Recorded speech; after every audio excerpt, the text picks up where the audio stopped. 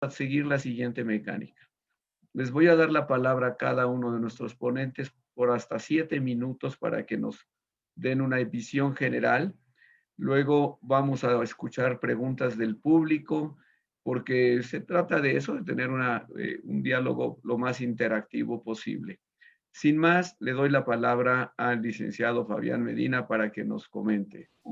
Gracias, Fabián. Muchas gracias, embajador.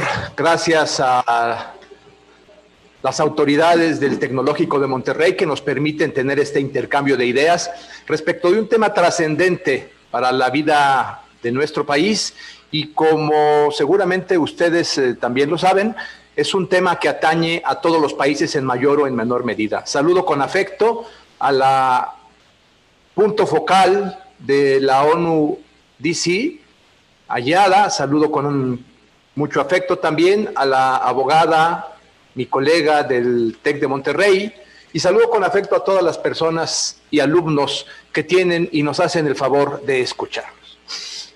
7 minutos pueden ser muchos, pueden ser pocos, dependiendo desde qué perspectiva lo veamos. Yo trataré de centrar y darles datos duros, porque hacer un análisis o un diagnóstico de un tema en donde no se tienen datos duros de fuentes fidedignas y consensado con diversas panelistas y con diversos académicos y fuentes de un tema, me parece que no es algo que se pueda prestigiar de serio. La ONU, a través de sus instancias, ha señalado que el 75% de los homicidios en América son producto de un disparo de arma de fuego.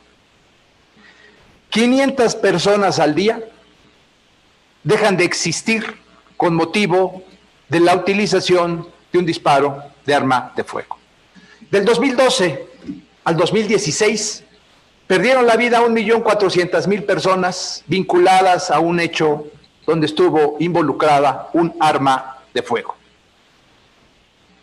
El secretario general de la ONU, el señor Guterres, ha dicho que con todos estos números, con todas estas cifras, se pierde más capital humano con motivo del disparo de armas de fuego en el mundo que en las guerras o los conflictos armados regulares. De ese tamaño es el gran reto. Como bien lo señalaba el embajador, a nuestro país, a México, provienen en números gruesos entre 230 y 280.000 armas de fuego de manera ilegal por la frontera norte.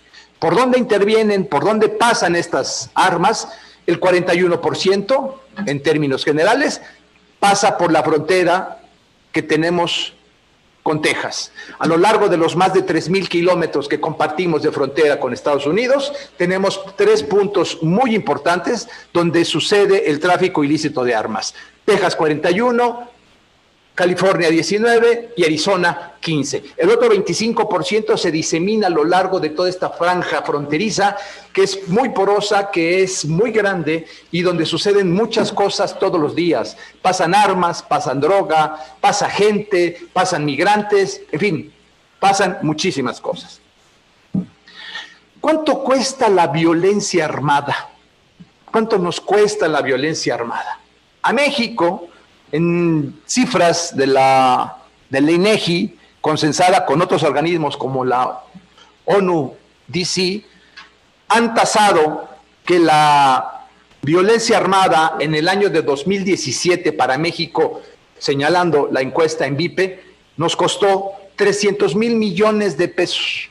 300,000 millones de pesos, más la pérdida de capital humano a la que nos hemos referido.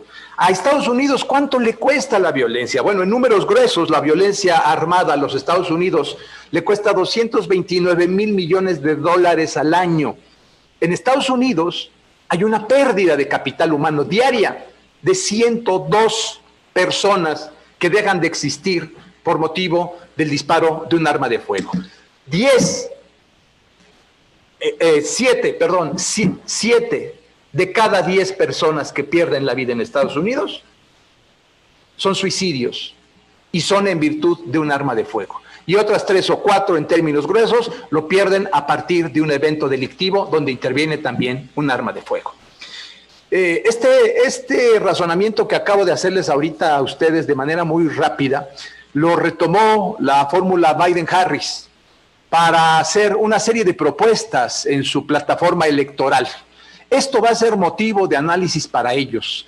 Hay a lo largo de su plataforma varios aspectos relacionados con el tráfico ilícito de armas, al que no me referiré por obvio de tiempo, sin embargo puede dar para subsiguientes ocasiones, porque vamos a tener que entrar a ese análisis, vamos a tener que entrar a esa dinámica, y por supuesto, el gobierno de México tendrá que sentarse a negociar los términos de un nuevo paradigma de cooperación. Yo lo he señalado en otros foros y lo digo con todo respeto. En México ya cambió la forma de ver la cooperación con los Estados Unidos. No vamos a hacer lo que se hacía anteriormente. Como lo refería el señor embajador cuando tuvo el uso de la palabra, en la Secretaría de Relaciones Exteriores llevamos prácticamente 2 años en un esfuerzo sin precedente, y lo digo sin ningún tipo de presunción.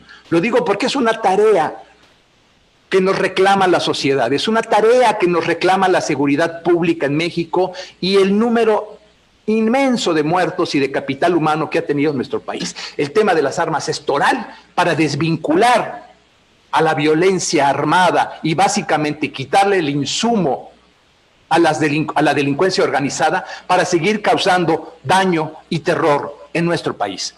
En los próximos días, en los próximos meses, estaremos sentándonos con el gobierno de los Estados Unidos para hacer un planteamiento respecto de la nueva cooperación a la que entraremos en materia de seguridad entre México y Estados Unidos por lo que hace al tema bilateral. Por mi parte, desafortunadamente, para mí, se me acabó el tiempo y en respeto del mismo, doy la más cordial de las bienvenidas a mi compañero Adolfo Ayuso y darles las gracias a ustedes. Muchas gracias.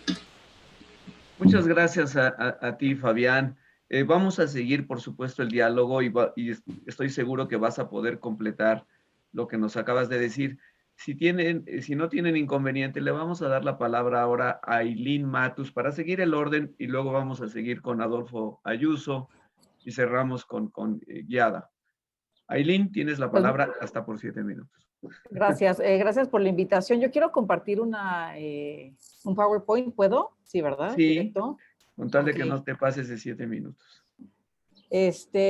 Bueno, yo quiero centrar mi plática un poco en lo que o sea, en definir lo que es el tráfico de armas en específico. Como sabemos, el tráfico de armas afecta a diferentes partes del mundo, como ya lo dijeron, contribuye decisivamente a la violencia, especialmente en los homicidios, ¿no? Y cumple con frecuencia un papel fundamental en la delincuencia organizada, y se amplifica y se puede amplificar en la incidencia de conflictos armados y terrorismo, ¿no? Quiero resaltar varios puntos que son esenciales cuando hablamos de tráfico de armas, que hay un vínculo, uno de ellos es que hay un vínculo entre la tendencia de tráfico y el contexto regional, y otro que cada región representa retos específicos en lo que se refiere al tráfico de armas, ¿no? Y esto es porque para contrastar el fenómeno de eficacia, los diferentes gobiernos deben de estar enfocados a conocer diferentes puntos en específico, ¿no? Y estos son de los que voy a ir hablando en específico. El primero de ellos es el contexto del delito y de la región. Creo que es importantísimo para combatir el tráfico de armas determinar frente a qué tipo de delito estamos, ya sea un delito de primer piso individual o como una modalidad de delincuencia organizada o como un delito conexo que se necesita establecer para poder establecer las diferencias entre ellas, ya que dependiendo de la naturaleza del tipo del delito se pueden establecer diferentes formas de prevención, combate y diferentes técnicas de investigación, que es lo más importante, sobre todo respecto del aspecto probatorio y los medios de prueba, así como, ¿no?, para poder prevenir diferentes aspectos para la desarticulación o la persecución del delito en específico. Déjenme ver.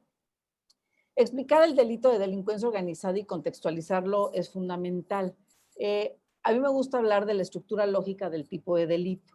Como podemos ir viendo en esta diapositiva, el delito en forma básica Puede ser el tráfico de armas, el tráfico de personas, la extorsión, el homicidio, ¿no? Esto es a un primer nivel de delito. Este primer nivel de delito se le llama el delito predicado, ¿no? Y es continuado. ¿Por qué es continuado? Porque está sujeto a la realización de diversos actos ejecutivos parciales de manera seriada, de la misma naturaleza típica que se configura el delito único de acuerdo con la valoración del bien jurídico tutelado, ¿no? Después viene un segundo delito, ¿no? Que es el delito de segundo piso, que es el de la delincuencia organizada, que es continuo, porque es una sola conducta que se extiende en el tiempo, ¿no? Como podemos ver, los delitos de primer piso y los de segundo piso son delitos independientes, ¿no? Y lo anterior es relevante, bueno, podríamos hablar de un tercer, ¿no? Que es el de lavado de dinero, o podría estar a la par del de delincuencia organizada, pero bueno, lo anterior es relevante ya que toda teoría, ¿no? O toda práctica que intente analizar la responsabilidad penal de los autores y partícipes en la delincuencia organizada, si ver que se trata de una estructura de doble piso, pues fracasa. Solamente se puede hacer respecto a los autores y partícipes en cada uno de los niveles del delito, ¿no? Ya sea el predicado o el delito de segundo piso. Entonces les quería poner un ejemplo. Por ejemplo, imaginemos que estamos ante una red de delincuencia organizada que se dedica al tráfico de armas específicamente, ¿no? La manera en cómo se investiga la red jerárquica regional, por ejemplo, no es la misma que si fuera un grupo central, un tipo de red de grupo central. Entonces, de igual manera, no se va a combatir de la misma manera, ¿no?, que el caso anterior, que una red de delincuencia organizada, en vez de encargarse del tráfico de armas, se dedicara al tráfico de drogas y como delito conexo, compre armas en el mercado ilícito. Son el mismo delito cometido de manera distinta. Y así se pueden dar de diferentes ejemplos, ¿no? Entonces, identificar el tipo de red y la naturaleza del delito facilita la prevención, combate y sanción de este problema, ya que nos muestra los diferentes roles logísticos de la red, del mercado, la logística financiera, los métodos de ocultamiento y demás. Como hemos visto en diferentes estudios, ¿no? La mayoría de las incautaciones de armas de fuego se realizan dentro de los territorios nacionales. ¿Esto qué quiere decir? Que las armas incautadas generalmente se fabrican fuera del país de la incautación. Hay un punto interesante en el origen ilícito de las armas en el mercado ilegal que tiene un componente interno, es decir, su desvío al ámbito ilícito es en un país distinto a donde se incauta o a donde se fabrica. Entonces, hay una conexión indirecta con el país de fabricación. Las armas generalmente no se trafican del país fabricante, sino del país donde se realiza el desvío. Ahora, otro punto importante, ¿qué tipo de armas se trafica? Porque podemos identificar que el saber qué tipo de arma se trafica nos da mucha información sobre lo que se está haciendo con ella. Entonces, la forma más común de tráfico ilícito de armas es el de armas pequeñas y ligeras, ¿no? Aunque el carácter del tráfico puede variar considerablemente de unos contextos geográficos a otros, ¿no? Dependiendo si es un conflicto armado o si es para la delincuencia organizada, según la función que va a cumplir el arma. Como sabemos, América del Norte desempeña un papel significativo como subregión de partida hacia otras subregiones de América del Sur. Y esto es importante porque nos dice cuál es el modo de operar, porque dependiendo de qué tipo de arma se trafica es el modo de operación de la red. Entonces, si es por mar, pues serán grandes cargamentos, si es terrestre, pues pequeñas cantidades dentro de vehículos, o como se realiza en nuestro país, mucho es tráfico, la hormiga, ¿no?, que es de personas de Estados Unidos a México. Entonces, ahora, ¿qué etapa se busca atacar cuando estamos combatiendo el tráfico de armas? Porque como podemos ver en los protocolos hay diferentes momentos y los verbos que se utilizan en la definición del delito nos habla de estos diferentes momentos. Entonces, la mayor parte de las armas de fuego en circulación se han fabricado para mercados lícitos, ¿no?, por fabricantes autorizados, ya sea en Alemania, Estados Unidos, tal. Sin embargo, en cualquier momento de su ciclo de vida, que la vida de las armas es muchísima, ¿no?, pueden durar mucho tiempo, puede desviarse a mercados ilegales, ¿no? Puede estar en la etapa de fabricación, ¿no?, que es cuando un traficante abastece a quienes quieren ensamblar o convertir armas, ¿no?, como sucede que llega el rifle de Rumania, en Estados Unidos lo ensambla y sale la AK-47, ¿no?, y llega a México como la AK-47. Entonces, la cadena de suministro también es otra etapa. Una cosa es la fabricación y el ensamblaje. ¿Cómo voy en tiempo, embajador? Ya te quedan como 1 minuto y medio. Ok, bueno, la cadena de suministro, la posición del usuario final, etcétera. Entonces, como podemos ver, hay diferentes etapas, ¿no? De dónde se pueden. Entonces, definir dónde está el problema y qué vamos a atacar es interesante, porque eso nos lo va a decir el tipo de red, el tipo de arma y enfocarnos en dónde debemos de realizar la concentración. Como vemos, hay diferentes instrumentos internacionales, principalmente yo menciono 3, y más adelante hago un contraste entre el protocolo, ¿no? Que es el protocolo que adiciona la Convención de Palermo, ¿no? Y el Tratado sobre Comercio de Armas. ¿Por qué? Porque el protocolo, si bien responde al problema de fabricación y tráfico ilícito de armas, el Tratado sobre Comercio de Armas amplía los espacios ilícitos que se tratan de regular.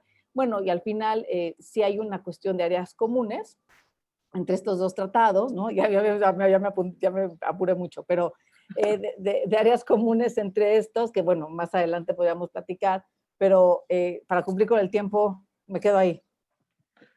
Muchas gracias, Ailín. ¿Puedes dejar de compartir tu página? Sí, voy. Ya. Muchas gracias, Ailín. No, vamos a seguir con esos temas.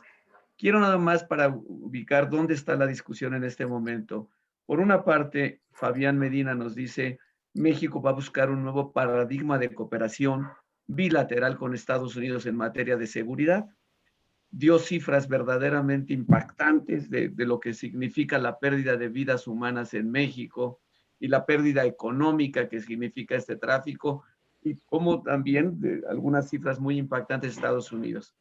Y Ailín nos dice, hay que centrarse, no, la producción muchas veces es legal, la venta es legal, es el desvío de las armas producidas y vendidas legalmente que después se desvían a canales ilícitos, lo que nos causa un gran problema.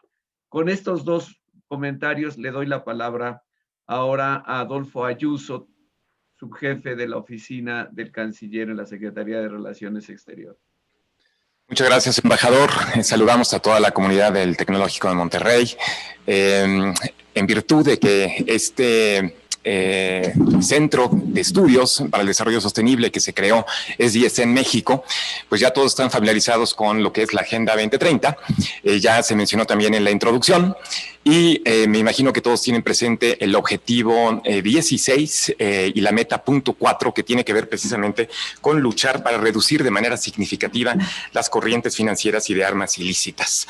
Tomando esto en consideración y recordando también que la Agenda 2030 tiene un carácter multisectorial, transversal, de que no se puede lograr cualquiera de los objetivos si no se logran los otros 16 para completar los 17, pues vale la pena hacer un pequeño esbozo de cuáles han sido las acciones, qué es lo que existe sobre la mesa a nivel multilateral para combatir este flagelo.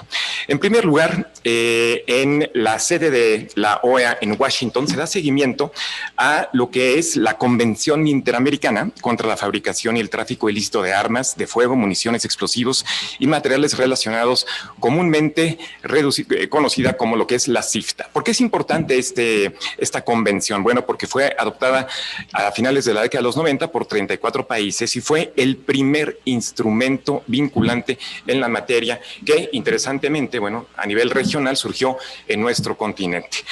Cuenta, además, bueno, con 31 países que ya se han adherido completamente a ellos, aunque cuenta con la firma de los 34, falta aún Estados Unidos, Canadá y Jamaica, y estaremos trabajando México para que todos los países que falten se adhieran.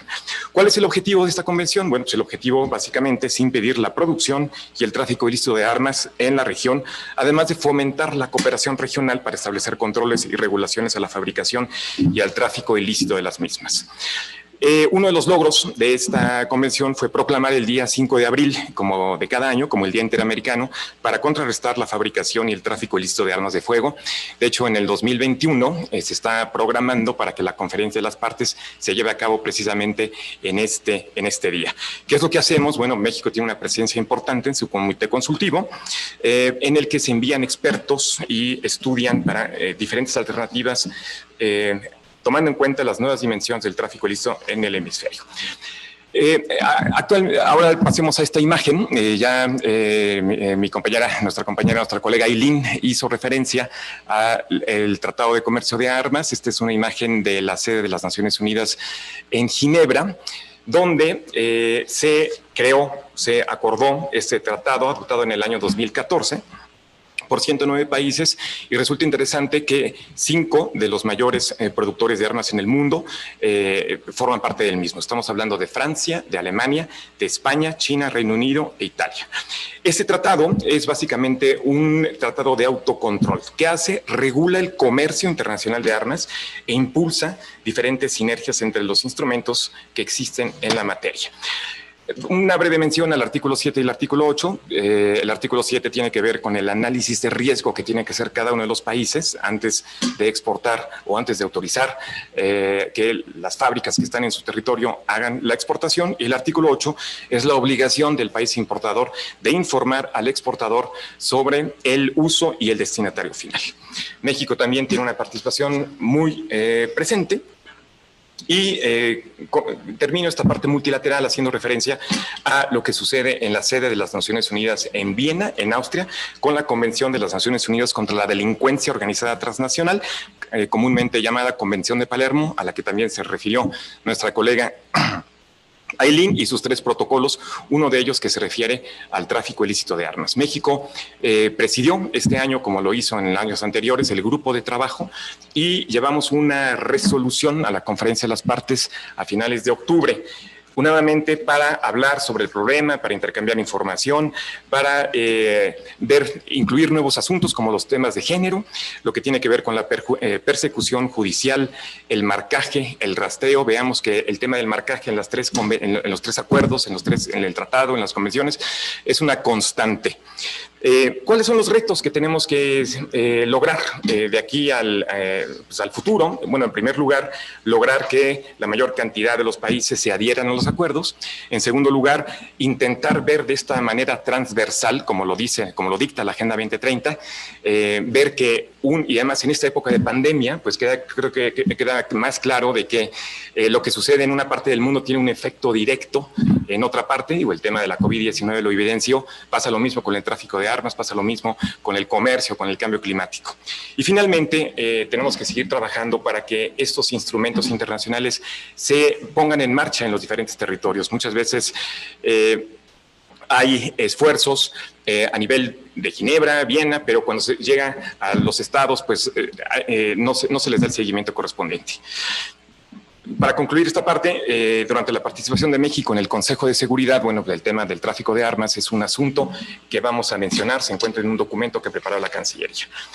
Para concluir, mencionaré brevemente de que este esfuerzo que hace la Cancillería con la visión del presidente López Obrador, la estrategia planteada por el canciller Ebrard y la manera que se pone en marcha por el licenciado Medina, incluye no nada más esta parte multilateral, no nada más la parte bilateral con Estados Unidos, sino que también hicimos un análisis de ver qué sucede con el 30% aproximado de armas que aparecen en nuestro país.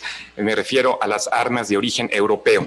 Identificamos que principalmente se han encontrado armas de origen española, rumana, Italia, austriaca, Alemania y Bélgica. Entonces, en los últimos años hicimos un acuerdo con la agencia europea Europol para los temas de cooperación, para los temas policíacos. Tenemos ya un acuerdo de trabajo y también hicimos un acuerdo estamos por hacer un acuerdo muy semejante con lo que es Eurojust, que es la agencia de la Unión Europea para la cooperación judicial penal. El objetivo de este último acuerdo básicamente es apoyar la coordinación y la cooperación judicial entre las autoridades de nuestro país y las de muchos otros países. Quisiera concluir nada más haciendo una referencia y una reflexión sobre la importancia de tomar en cuenta las nuevas tecnologías.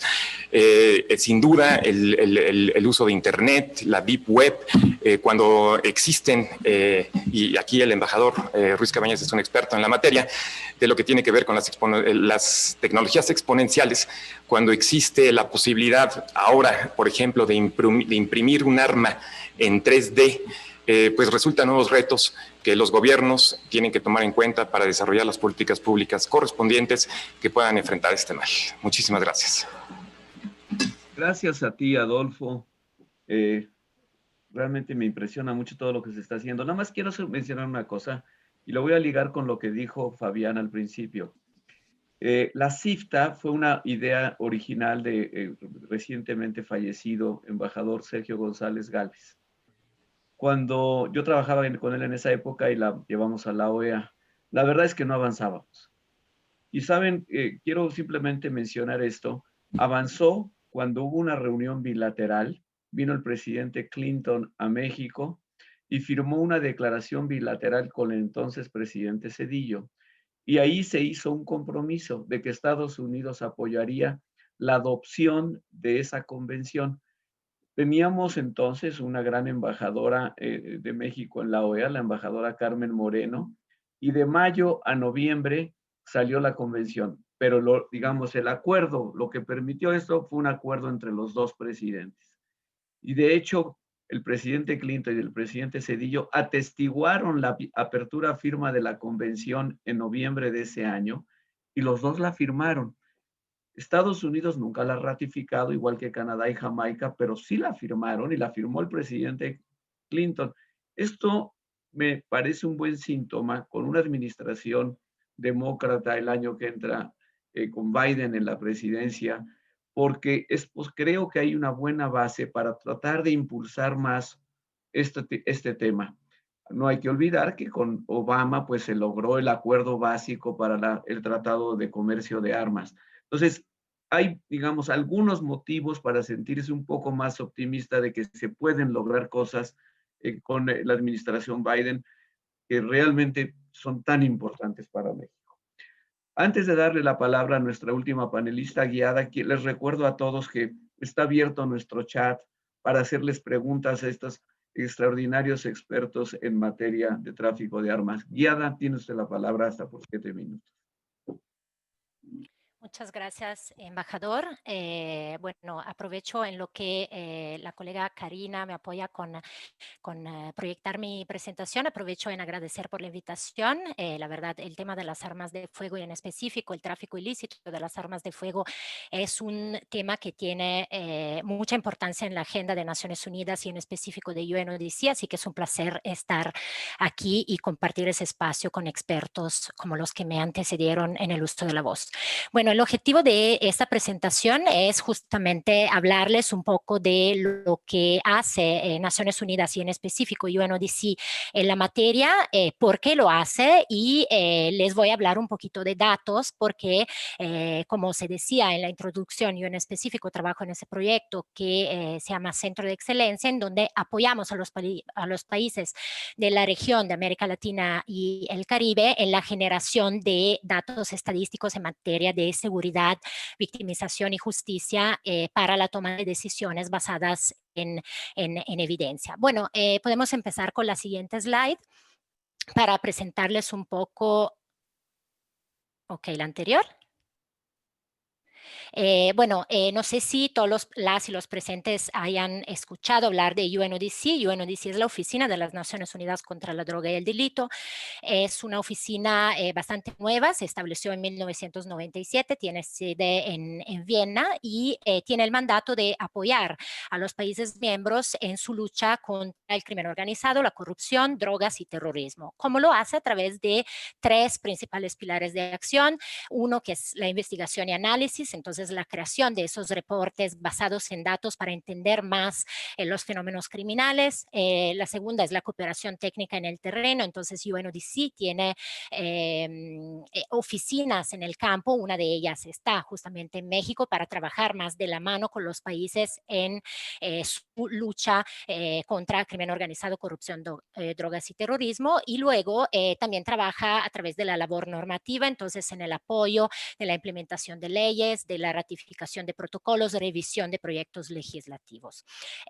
Bueno, entre los temas que trata UNODC hay varios. Se habla de, UNODC trata de ciberdelitos, de tráfico de drogas, de trata de personas, entre otros, y uno de los temas que trata es el tráfico ilícito de las armas de fuego. De hecho, existe un programa global de armas de fuego que tiene sede en Viena y que apoya a los países miembros a través de asistencia técnica en su lucha en ese contraste, en contrastar ese fenómeno delictivo. Podemos seguir con la siguiente slide, en donde no me voy a detener mucho porque, vaya, es el contexto más bien internacional de la Agenda 2030. Ya las y los panelistas que me antecedieron ya pudieron mencionar la Agenda 2030, que es ese plan muy ambicioso que se estableció, que se empezó a implementar a partir de 2015, que tiene como fecha límite de cumplimiento el año 2030. Aquí el mensaje que quiero dejarles es que entre los temas que se identifican como prioritarios para lograr el desarrollo sostenible de los países miembros, existe el 16, que es el de paz, justicia e instituciones sólidas.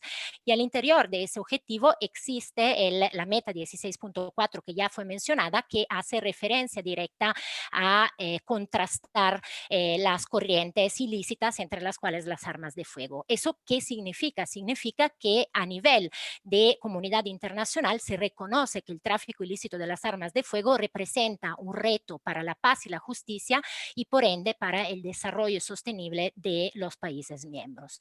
Podemos ahora proceder con lo que es el esfuerzo más reciente llevado a cabo por UNODC en la materia de medición del tráfico ilícito de las armas de fuego. Podemos proceder con la siguiente slide. Bueno, justo en el julio pasado se publicó ese estudio global sobre armas de fuego, que es un estudio llevado a cabo por UNODC. Es un esfuerzo, es un primer esfuerzo de recolección y análisis de información estadística que los países miembros proporcionaron a UNODC. UNODC generó ese cuestionario que se llama UNIAFQ y lo envió a los países miembros solicitando información muy puntual respecto a varios aspectos de las armas de fuego en términos de municiones, componentes, número de incautaciones, tipo de armas incautadas, etc. Luego hay un sistema de puntos focales. Cada país tiene su punto focal, que es una institución que se encarga de recopilar toda la información que existe sobre las armas de fuego a nivel nacional y llena ese cuestionario y lo envía a UNODC. Gracias a la respuesta de esos países, que pueden ver en ese mapa con color morado, gracias a la respuesta de esos países fue posible recopilar información que ya nos da unos datos interesantes que ya fueron mencionados por las y los panelistas que me antecedieron. Entre los datos que se mencionaron fue, por ejemplo, que en 2017 se incautaron 550,000 armas de fuego y que la mayoría de las armas de fuego son pistolas. No me voy a detener en esos datos, pero si quieren podemos hablar más a detalle sobre esto. Como pueden ver, la respuesta de los países respondieron a ese cuestionario 81 países. Si bien fue un gran logro porque fue un primer intento de recopilación de información y la idea es que haya una recopilación anual para tener una base histórica y definir tendencias, esa información que se recolectó resulta ser un poco escasa, no solo en cantidad de información, sino también en la desagregación de la información. Entonces, por ejemplo, en el llenado del cuestionario, en las armas incautadas, en algunos casos se ponía solamente el total sin desagregar la información. ¿Por qué les estoy diciendo eso? Porque a través del llenado de un cuestionario de este tipo de una manera desagregada es posible identificar todas esas tendencias que mis colegas antes que yo pudieron reportar en sus ponencias. Seguimos con la siguiente slide, en la cual tampoco me voy a detener mucho porque también mis colegas ya hablaron del punto de desvío, pero aquí el mensaje de esta slide es que recolectar información sobre las armas de fuego y sobre todo sobre el tráfico ilícito de armas de fuego es extremadamente difícil y complejo. ¿Por qué? Porque estamos hablando de una estructura de un mercado que es único.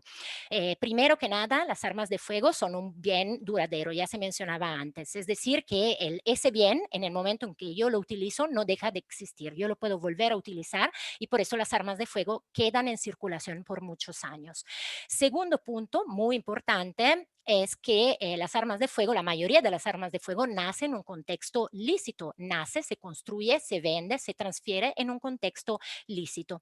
Y entonces ahora sí que tenemos una oportunidad criminal enorme de desvío, porque los perpetradores que quieran utilizar las armas de fuego para facilitar la comisión de sus delitos violentos pueden acceder a ese mercado ilícito, a ese mercado lícito y desviar el arma de fuego y hacer que entre en el componente ilícito. Ahora, aquí el tema muy importante, y me quisiera enfocar en eso, es que una vez que las armas de fuego entran en un contexto ilícito, significa que tenemos perpetradores que tienen en sus manos unas herramientas muy poderosas para cometer delitos violentos. Obviamente los delitos violentos, su extrema manifestación son los homicidios, que son los delitos que más fácilmente se pueden medir, pero hay muchas otras formas de violencia que se pueden perpetrar con armas de fuego: extorsiones, lesiones, amenazas, violencia física, violencia psicológica también. Entonces aquí estamos empezando a hablar de las consecuencias para la vida de las personas de este tipo de tráfico ilícito. Podemos proceder con la siguiente slide, que es un enfoque, es una comparación de los principales mecanismos de homicidio entre dos regiones que son... Perdón, Giada, ¿puedes, te queda un minutito, sí, para poder tener un ok. diálogo al final? Ok, sí. ¿Sí? Sí. Perdón, perdón. No, Giada. no, no, perdón. Bueno, aquí solo hacemos una comparación entre los principales mecanismos de perpetración de homicidios y podemos ver que en las Américas el mecanismo principal son las armas de fuego, la comisión de homicidios, y entonces cerraría con la siguiente slide, que es una slide con datos en específico de México, son datos del INEGI, en donde ponemos a comparación las defunciones por homicidio y las defunciones por homicidio por arma de fuego. Y aquí podemos ver, es evidente que las tendencias tienen una correlación y sobre todo que la mayoría de los homicidios en México se lleva a cabo con un arma de fuego. Entonces, para concluir, bueno, quisiera recalcar, como dijeron también ya mis colegas en sus presentaciones, las armas de fuego tienen consecuencias para la vida de las personas y es crucial estar hablando de esos temas. De hecho, felicitamos la organización de este evento porque es importantísimo sensibilizar en la materia y entender que este tipo de tráfico nos afecta a todos, directa o indirectamente, nos afecta en nuestra libertad, en nuestra paz y en el desarrollo sostenible de nuestros países. Muchas gracias. Muchas gracias a ti, Giada. Quiero decir, el estudio que Giada acaba de presentar, esto lo pueden obtener a través de internet sin ningún costo, lo pueden bajar y ahí está completamente todo. Muy impactante esta última gráfica que muestra cómo desde que se terminó el embargo de armas de asalto de alto poder en Estados Unidos, a partir de ese año hay una correlación y empiezan a subir el nivel de homicidios en México. Tenemos varias preguntas y agradezco mucho a todas las personas que nos las han mandado, pero yo creo que aquí hay tres preguntas centrales. Una muy importante es, ¿cuál es, Fabián, y quiero dirigírtela a ti, cuál va a ser o cómo están ustedes viendo el principal cambio a esperar en el nuevo paradigma de cooperación en seguridad con Estados Unidos? A este pregunta quiero añadir otra que está aquí en el chat, ustedes las pueden ver, que es qué coordinación se está dando entre la Secretaría de Relaciones y otras dependencias. Creo que Adolfo también ya comentó esto, pero nos están haciendo esta pregunta. Incluso hay otra pregunta que se liga, ¿qué esfuerzos se están haciendo? Alberto Fierro nos pregunta, ¿qué esfuerzos se están haciendo para evitar el ingreso de armas en los puntos fronterizos de México con Estados Unidos? Un poco todo está ligado. Fabián, si quieres, yo creo que lo más importante es que tú nos digas cómo se ve este nuevo paradigma, hacia dónde vamos, qué esfuerzos están haciendo. Creo que esto es realmente muy importante. Bueno, embajador, muchas gracias. Primeramente, hablar de ya no habrá iniciativa Mérida. En lo que estamos es finalizando lo que traía ese mecanismo que efectivamente se firmó en Mérida, pero que no se llama así. El presidente López Obrador es un cambio de gobierno, es un cambio en la manera de hacer política y en la manera de ver a los Estados Unidos. La buena vecindad tiene que partir del respeto mutuo y de la cooperación para resolver problemas comunes. La cooperación entre Estados Unidos y México se planteará en base a las necesidades de nuestro gobierno para atender los problemas que atañen a nuestro país y a cambio de nada. Anteriormente, Washington ordenaba y México acataba. Eso ya no va a pasar. Anteriormente, Washington planteaba su cooperación en términos de lo que a ellos les convenía y de lo que ellos querían darnos. Computadoras, binomios caninos, helicópteros.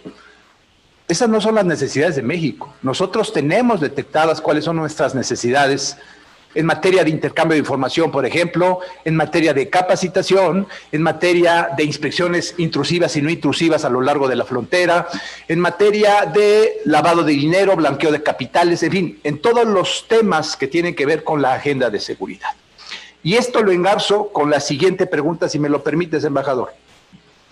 A principios del año pasado, en el inicio del gobierno del presidente López Obrador, se planteó la necesidad de hacer una reingeniería de todos los grupos de alto nivel que se tenían para cooperar con Estados Unidos. Había 43 formas de entablar comunicación con los Estados Unidos, entre conferencias, acuerdos de trabajo, convenciones, iniciativas. Era aquello un mundo enorme donde se diseminaba la responsabilidad y también se diluía, porque al final, pues, todo estaba en todos lados y nada era preciso.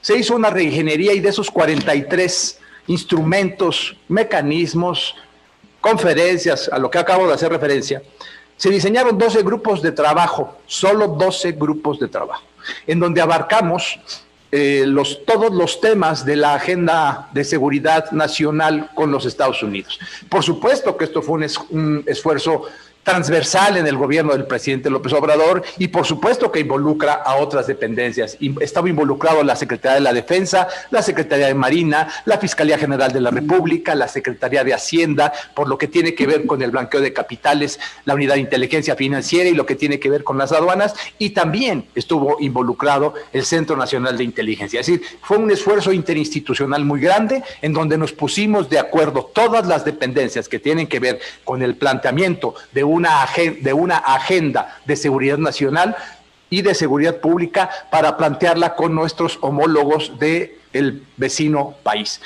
Podría hablar más del tema, no quisiera abundar demasiado por respeto al tiempo, embajador, pero tú me dices. No, gracias, Fabián.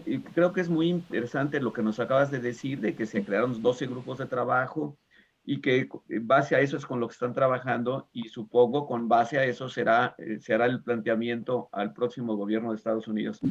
Si hay fuentes de información pública sobre este tema, simplemente para referir a nuestros estudiantes, nuestros alumnos, simplemente sería útil conocer. Si hay comunicados de la Cancillería o del gobierno sobre estos 12 grupos, sería simplemente muy útil. Tú sabes que el tema de la seguridad es un tema reservado. Se han publicado por ahí textos en donde se hace mención a esta reingeniería que se hizo. La jefatura de gobierno ha publicado diversos textos, tanto en el Foreign Affairs como en diversos diarios de circulación nacional, en donde hemos esbozado esta reingeniería de la seguridad. No es prudente hacerlo, déjame consultarlo, y si hay algo que podamos informarles, lo haremos encantados. No, Fabián, muchas gracias. No, simplemente como somos una universidad, pues los estudiantes quieren tener fuentes de información. Un tema que también salió ahora y que es realmente muy importante es cómo, y Adolfo lo mencionaba, cómo van a hacer digamos, según se entiende, es el esfuerzo bilateral con Estados Unidos pero se complementa con el esfuerzo regional en la OEA y el esfuerzo internacional. Y me llamó mucho la atención este tema de la cooperación con Europa, porque en efecto sí hay disposiciones en los tratados, sobre todo en el Tratado de Comercio de Armas, donde los países se responsabilizan del destino final de las exportaciones de armas que hacen. Muchas veces los países europeos exportan a Estados Unidos y esas armas terminan ilegalmente en México. Creo que esto es algo muy importante. Si nos quieres comentar, Adolfo. Claro que sí, embajador, muchas gracias. Efectivamente, la cooperación con Europol, valga la pena recordar de que en el año 2012 México fue considerado como un país en la lista de los prioritarios para colaborar. Y el acuerdo que hicimos en julio del 2020, lo hicimos bastante rápido, pues tiene como objetivo diversificar las herramientas que utilizamos contra el crimen organizado. ¿Qué es lo que vamos a lograr con esto? Bueno, tener acceso en tiempo real a plataformas de alta seguridad para el intercambio de información, como los sistemas que existen, uno de ellos llamado Siena, E-Trace, iTrace, IBIS y iArms. Asimismo, se nombra un punto focal de México para tener contacto con expertos en todo el mundo y poder intercambiar ágil y de manera confidencial información con 1,400 agencias de los 70 países miembros y asociados. Finalmente, el oficial que esté a cargo, bueno, va a tener contacto directo con 260 personas y esto permitirá agilizar muchos de los trámites y muchos de los trabajos que hacemos en nuestro país. Pues yo creo que es un avance enorme y lo quiero destacar porque esto no se había hecho, sin duda no se había hecho. Y la verdad es que como parte de este nuevo planteamiento que hay con el acuerdo de México con la Unión Europea, etcétera, entrarle a los esquemas europeos de control de tráfico de armas es realmente muy importante.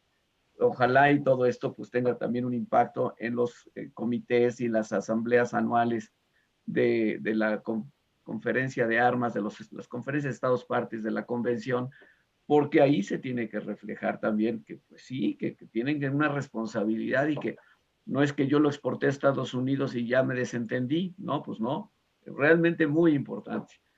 Yo quisiera pedirle a Aileen que nos haga un comentario sobre cómo siente en este sentido la evolución última de crimen organizado. O sea, estamos hablando del tema del desvío.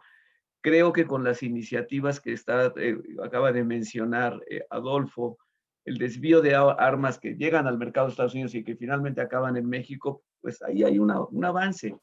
Pero quisiera que nos dieras tu opinión, o sea, ¿qué más hacemos? Sobre todo, un poco que continúes la primera parte de tu intervención, ¿qué más recomendarías hacer en tema de desvío? En tema, yo creo que un punto central, que es en lo que más yo profundicé, tenía que ver con las cuestiones de cómo determinar dónde está el problema, ¿no? Porque muchas veces el tráfico, o sea, el tráfico de armas sí es un problema, ¿no? Pero poder identificar dentro de nuestra región dónde está la situación que genera el mayor problema, ¿no? Que obviamente está compartida con el país que tenemos vecino, ¿no? Porque pues evidentemente una de las cosas que, y de hecho va de la mano con una de las preguntas que está ahí, que decía de políticas de Trump, ¿no? Que de hecho me voy a medio a contestar tantito de esto. Cuando se firma el Tratado sobre Comercio de Armas, ¿no? Estados Unidos lo firma, no lo ratifica, de hecho Trump dice que va a quitar la firma y demás. Una de las responsabilidades que se imponen en este tratado es que los países deben asegurar que las armas que exportan no vayan a terminar siendo usadas para fines que no nos interesa que acaben haciendo. Entonces, evidentemente Trump no tenía una política destinada, o bueno, por lo que se mostró, como a seguir esa línea, que en el gobierno mexicano pues sí nos interesa porque en donde impacta es en nuestro territorio. Entonces, yo lo que se ha podido ver en cuestiones de investigación es que la delincuencia organizada, a cambio de lo que sucedía en años anteriores, es la delincuencia organizada antes solamente se dedicaba, ¿no?, como del delito conexo al tráfico de armas, es decir, necesitaba las armas para realizar la competencia territorial, ¿no? Entonces compraba armas que se desviaban en Estados Unidos y que eran traficadas, ¿no?, ya sea por personas que no eran de la propia delincuencia organizada mexicana, ¿no? Eso hoy ha incrementado. Hoy la propia delincuencia organizada mexicana trafica con las armas, ¿no? Muchas veces le pagan a las personas para que crucen, ¿no? Tienen esta captación de este tipo de personas para que crucen las fronteras en el tráfico hormiga, ¿no? Pero también han empezado a iniciar con el cártel Jalisco el ensamblaje de armas. Entonces, es algo que en un inicio no se hacía, ¿no? No se compraban separadas, ¿no? Y aquí ahora ya están hasta ensamblando las armas, ¿no? Para crear mayor poder, ¿no? En ciertas armas que pues obviamente tienen más nivel de tiro por minuto y demás. Entonces, evidentemente los conflictos internos que se están dando entre los diferentes cárteles requieren un armamento mayor, es como si fueran a una guerra, ¿no? Junto con la política que se realizó de combatir la delincuencia organizada en el sexenio anterior, pues hizo que ¿no? que se blindaran aún más, ¿no? Entonces, esa parte creo que hay un cambio en cómo se ha ido, no sé si involucionando, por decirlo como no algo positivo, ¿no? Evolucionando el delito dentro de la delincuencia organizada. Primero era un delito, el tráfico de armas era más un delito conexo, compraban armas como consecuencia del tráfico de drogas, más no era el delito principal, ¿no? Ahora ya hay delincuencia organizada que se encarga del tráfico de armas, es decir, es el delito predicado de la delincuencia organizada en específico, y además hoy la delincuencia organizada no solamente los que no se dedican al tráfico específico de armas, también ya no fabrican, sino ensamblan, ¿no? Los diferentes componentes que se trafican de manera ilegal por la frontera. Entonces creo que ahí hay un enfoque distinto de cómo se combate el ensamblaje, el tráfico de componentes, ¿no? Entonces creo que eso es como importante resaltarlo. Muchas gracias, Ailín. Giada, nos está preguntando un experto, dice, se ve un enorme esfuerzo. Por cierto, tenemos unos 15 minutos más para extendernos. Se los digo porque quisiéramos todavía, hay mucho interés, tenemos muchísimas preguntas en el chat y eso creo que es bueno, es motivo de satisfacción. Giada, si brevemente nos puedes decir, un experto nos dice, bueno, qué bueno que están haciendo todo esto con las armas, pero ¿qué hay de las municiones? ¿Qué hay de las balas? Porque, como decía un amigo, pues el problema no son nada más las balas, sino la velocidad con que las avientan. Entonces, ¿nos puedes comentar algo? ¿Qué esfuerzo complementario se hace en tema de control de municiones? Gracias, embajador. Bueno, en lo personal creo que es una muy buena observación y pregunta porque justamente, como estaba mencionando en mi presentación, las armas de por sí son bienes duraderos, pero las armas funcionan gracias a las municiones, que son un poco como juegan el papel de los precursores químicos en el caso de las drogas que se procesan. Entonces, es un tema crucial esto y es fundamental que los países sigan fortaleciendo sus esfuerzos de combate en este fenómeno. En específico, para retomar la pregunta, quiero mencionar que en el esfuerzo que está llevando a cabo UNODC de medición de ese fenómeno, que es, quiero recordar, es un primer esfuerzo que se hizo este año y la idea es ir mejorando cada vez más la cantidad de información que se recopila. Ese estudio que se publicó es un estudio que depende de la información que proporcionaron los países a UNODC. En el cuestionario que se envía a los países, creo que lo mencioné en mi presentación, se pregunta muy a detalle y de manera muy desagregada una serie de información relacionada a las armas de fuego. Hay una sección de este cuestionario que es específicamente dedicada a las municiones. Lamentablemente, debido a la dificultad de tener información sobre la materia o también de detectar el flujo de las municiones. Si pensamos que ya de por sí detectar armas es complejo, imaginémonos detectar municiones, que complejo es como tarea. Debido a esta dificultad, ahora sí se registró una escasez importante de datos en la materia de municiones. Y bueno, quería mencionar eso porque justamente la idea de ese estudio y de ese cuestionario es recopilar información sobre todos los aspectos de las armas de fuego, desde el arma de fuego por completo, desde el proceso de tráfico ilícito, desde partes, componentes y municiones, y estén seguros que UNODC va a seguir empujando los países miembros para que proporcionen información en la materia y que cada vez más países proporcionen información y que sobre todo esta información sea cada vez más desagregada para poder tener un mejor entendimiento de lo que está ocurriendo, de dónde estamos y para dónde vamos. Muchas gracias, Giada. Dos preguntas más relacionadas directamente con la posición de la Secretaría de Relaciones Exteriores del Gobierno de México.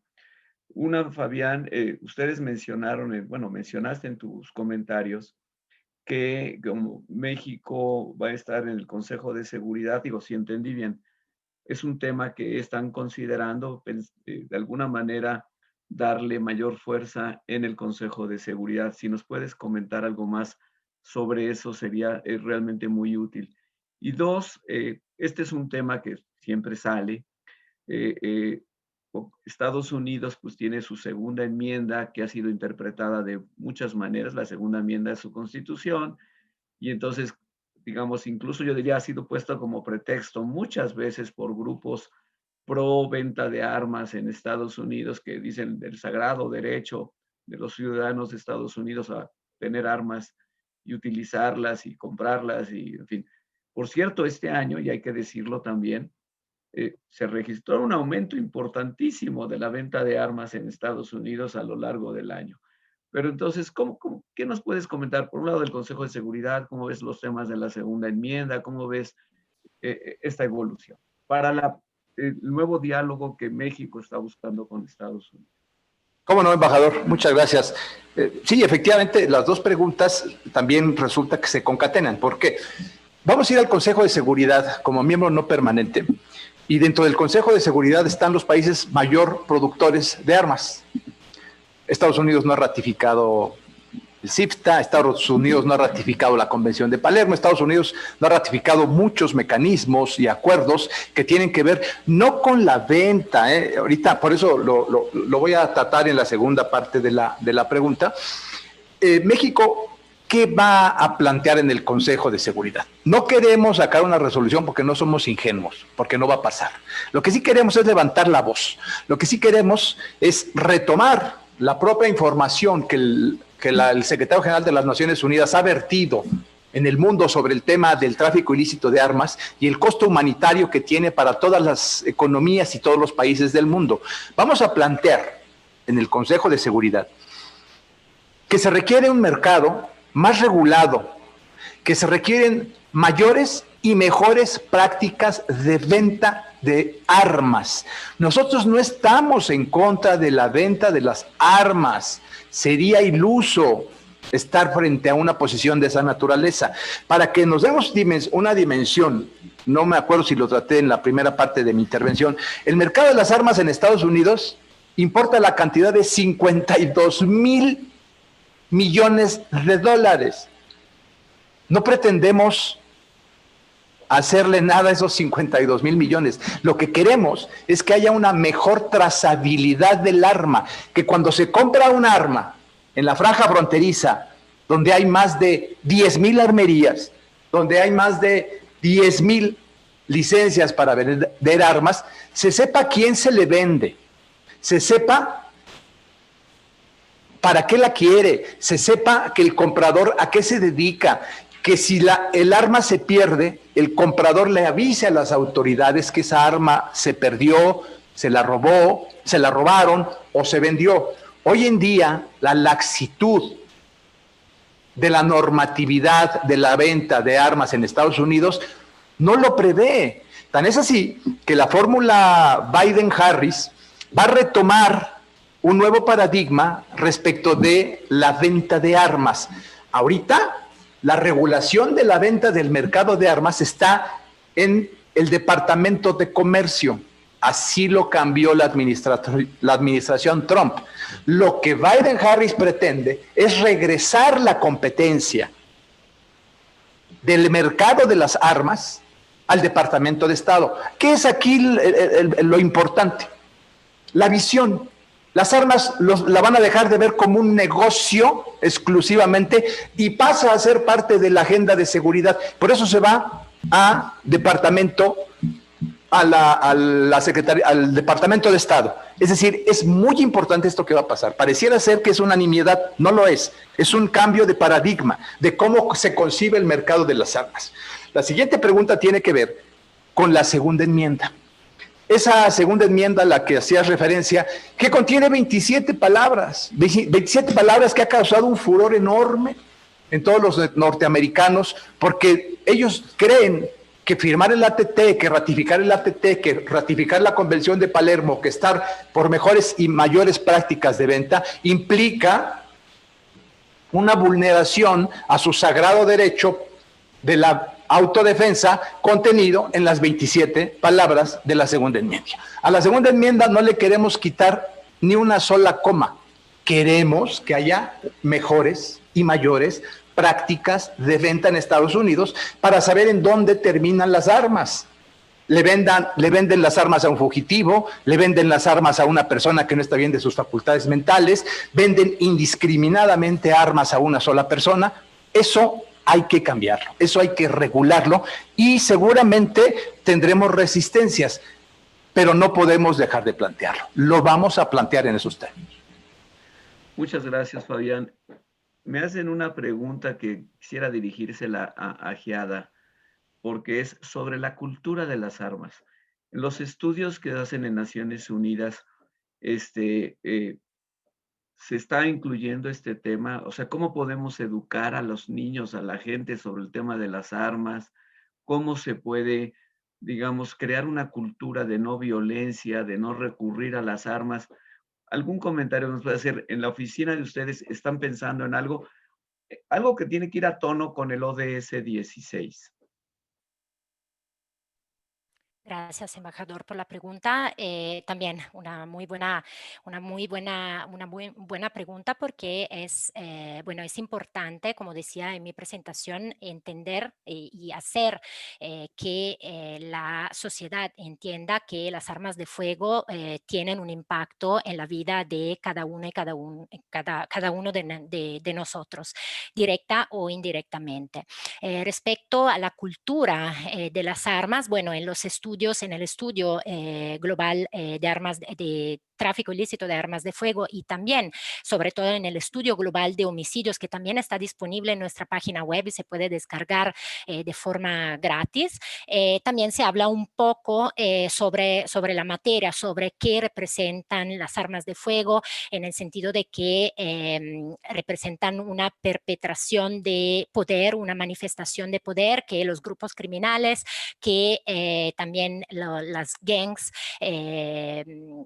utilizan para demostrar su poder, demostrar fuerza. Entonces hay una asociación entre esta herramienta que son las armas de fuego y lo que representan hasta la fecha, lo cual es un problema. Se está tratando de hacer cada vez más sensibilizaciones en la materia. En específico, en México aún no contamos con un proyecto en la materia, pero estamos trabajando muy de cerca con el gobierno de México y bueno, seguir apoyando esfuerzos, por ejemplo, de este tipo, lo que están haciendo ustedes en tratar de sensibilizar la sociedad cada vez más sobre los efectos dañinos que tienen las armas de fuego a nivel de seguridad pública y también de salud pública, ¿no? Porque quisiera mencionar un dato que no tuve la oportunidad de mencionar durante mi presentación, pero creo que es impactante. Yo cuando lo vi es una cosa que me llamó mucho la atención. En las principales causas de muerte muertes de las y los mexicanos, resulta como quinta causa principal las agresiones, que incluye los homicidios por arma de fuego. Si vamos cambiando el grupo etario que se analiza, y si analizamos el grupo etario de entre 18 y 34 años, la causa principal de mortalidad de las y los mexicanos son las agresiones, y eso incluye los homicidios por arma de fuego. Entonces sí, es crucial estar trabajando en la sensibilización con la sociedad civil, con los países, para que las personas, para que la opinión pública entienda que la mera presencia de las armas de fuego es un facilitador de delitos violentos, no solo en contexto de crimen organizado y gangs, sino también en la violencia intrafamiliar. Muchas gracias, Giada. Hay un dictador que no puede dejar de existir, se llama el tiempo, y estamos llegando al final de nuestra sesión. Les voy a pedir a cada uno de ustedes que nos den un mensaje final de 1 minuto. Voy a empezar contigo, Ailín. 1 minuto, ¿cuál es tu mensaje final? Lo que tú quisieras que los estudiantes, profesores del TEC de Monterrey y de muchas otras universidades que están conectados, ya sea por Zoom o por Facebook. Dinos en 1 minuto cuál es tu mensaje final. Creo que va un poco en la línea del ODS 16, que es que tengan en cuenta que los altos niveles de violencia armada y la inseguridad tienen consecuencias siempre destructivas para el desarrollo de un país, ¿no? Y esto no solamente afecta a derechos humanos, sino que afectan también el crecimiento económico, ¿no? Y redundan a menudo en agraviados riesgos, ¿no? Entre diferentes comunidades, ¿no? Entonces, no es solamente el problema aislado, sino cómo se va vinculando con una serie de aspectos que obviamente generan no solamente un problema a nivel nacional, sino a nivel regional. Es lo que yo... Muchas gracias, Ailín. Voy contigo, Fabián, pero antes de darte la palabra, diría, hay Manuel Camarillo, dice que le da la bienvenida a este cambio de posición, a este cambio de narrativa, y que lo considera muy importante.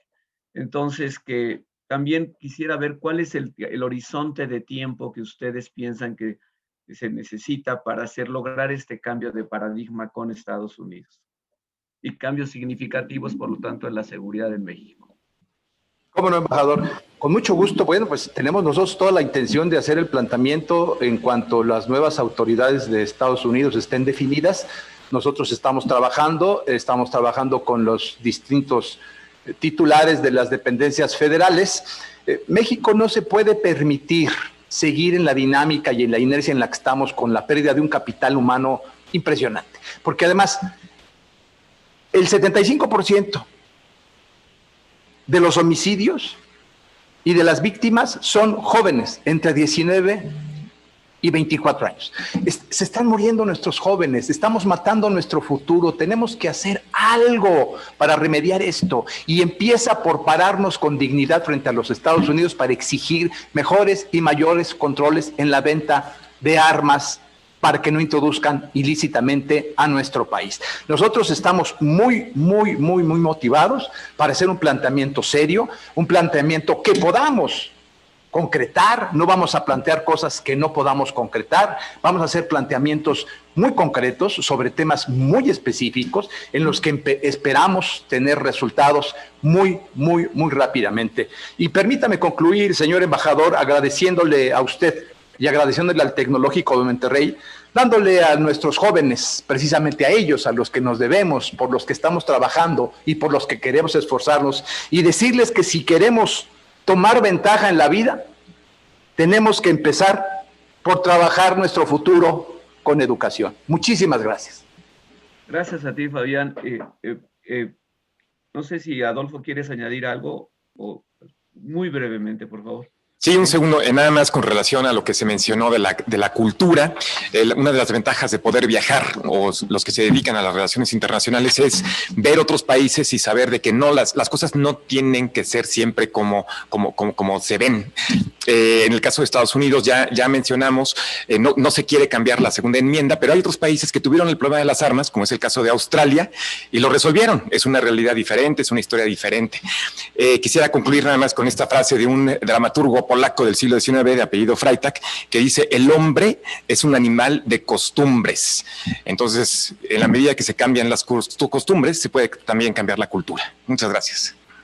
Muchas gracias a los dos por esos mensajes contundentes de esperanza para nuestros estudiantes, para los jóvenes de México. Giada. Gracias, señor embajador. Bueno, yo tengo dos mensajes principales. Uno que, bueno, como ya dijimos, el tráfico ilícito de armas de fuego es un problema que ha sido invisible hasta el momento y que nos exige actuar de una forma más contundente porque amenaza nuestra seguridad y nuestra paz. Y como segundo punto, reiterar la importancia de los datos, sobre todo de la recolección de datos en la materia. Tengo aquí yo también una citación que quisiera leer para concluir, que dice: los datos son el alma de la toma de decisiones y la materia prima para la rendición de cuentas. Sin datos de alta calidad que proporcionen la información correcta sobre las cosas correctas en el momento adecuado, el diseño, la supervisión y la evaluación de políticas efectivas se hace casi imposible. Entonces, bueno, ese es mi mensaje, la importancia de los datos, sobre todo en la materia, para no dejar a nadie atrás. Muchas gracias, Giada. Pues llegamos al final de este webinar. Les agradecemos mucho a Fabián Medina, Adolfo Ayuso, Ailín Matus y a Giada Greco su participación, sus contribuciones. El TEC de Monterrey es una institución comprometida con el desarrollo sostenible, con la paz, la justicia, instituciones sólidas en nuestro país, el ODS 16. El TEC de Monterrey desea apoyar estos esfuerzos y en algo estoy total y absolutamente de acuerdo con ustedes cuatro. Este es un tema absolutamente central para México. Como lo acaba de decir Fabián, se están muriendo nuestros jóvenes, son otros jóvenes los que están matando muchas veces a estos jóvenes y tenemos que hacer algo. Creo que este es un esfuerzo que nos une a todos y es absolutamente importante que todo México se una en esta causa para tener futuro como país. Muchas gracias por habernos abierto su espacio. Muchas gracias a nuestros maravillosos ponentes. Déjenme pedir un aplauso para nuestros ponentes porque realmente estuvieron fantásticos. Y pues con esto nos despedimos. Seguiremos haciendo webinars, ya ustedes ya nos conocen, seguiremos trabajando en este tema. Muchas gracias, buen fin de semana y a cuidarnos todos. Muchísimas gracias, embajador, así como a los participantes que tuvimos. Sin duda fueron unas valiosas aportaciones que nos invitan a trabajar, a investigar, a colaborar y pues de alguna u otra manera a establecer hojas de ruta para lograr una correcta implementación de los objetivos del desarrollo sostenible y desarrollar esquemas de cooperación para reducir el tráfico de armas. Bueno, damos por concluido nuestro evento sobre México y la ONU contra el tráfico ilícito de armas por parte de la iniciativa Objetivos en el Desarrollo del Tecnológico Monterrey. Agradecemos su participación al evento. Tengan ustedes buenas tardes. Explora el mundo de ciencias sociales en el TEC. La tecnología le ha dado un giro a nuestra realidad. Las nuevas tendencias demandan nuevas soluciones a problemas que antes ni siquiera se pensaban. El mundo enfrenta nuevos retos políticos, económicos y sociales que requieren de la mejor preparación. Aquí los retos no son ejercicios aislados, son tu preparación de todos los días. Define nuevas políticas para un mundo dominado por la tecnología. Redacta nuevas leyes que garanticen justicia para todos. Desarrolla nuevos modelos económicos desde la sostenibilidad y la prosperidad. Crea las nuevas regulaciones entre los hombres y las máquinas. Desarrolla iniciativas globales que impacten de forma local. Haz del emprendimiento público un modelo para la generación de riqueza y la prosperidad compartida. Aprende con un alto rigor analítico para generar soluciones sustentables y medibles. Convierte las plataformas digitales en tu mejor herramienta de entendimiento y apoyo para la toma de decisiones que impacten a la sociedad. Explora. Elige. Libera tu potencial transformador.